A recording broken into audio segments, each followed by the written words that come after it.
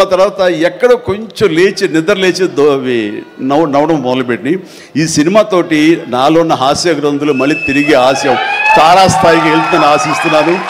And కూర్చున్నప్పుడల్లా అతని energy అంత ఇంత కాదు, ఆ చెప్తుంటే నాకు వచ్చేస్తుంది అనమాట. అతను ఏదో చెప్తుంటే నేను ఇంకొకటిదే చెప్పేస్తాను.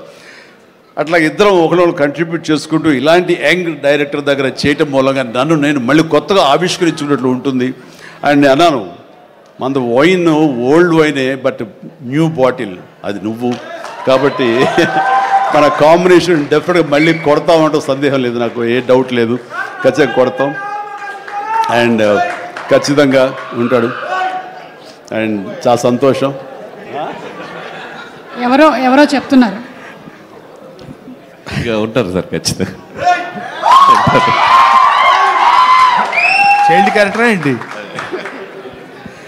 చాలా సంతోషం అంటే చాలా కాలాతీతమైంది అండ్ చాలా సంతోషంగా ఉంది.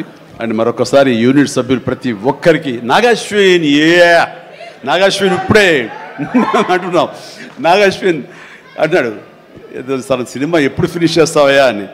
సార్ త్వరగా చేసేసేయాలనిపిస్తుంది సార్, టైం వేస్ట్ చేయకండి సార్, వాల్యుబుల్ టైం ఇది, మీరు మంచి ప్రైమ్ యూత్లో ఉన్నారు అండ్ త్వరగా చేసేసేయండి అంటే, అదే సార్ థ్యాంక్ యూ సార్ మీరు అంత ఇదిగా అంటారంటే, నేను ఊరికనే అంటలేదు, త్వరగా ఫినిష్ చేసి నాకేదైనా ఉపయోగపడి నా గురించి ఆలోచిస్తాను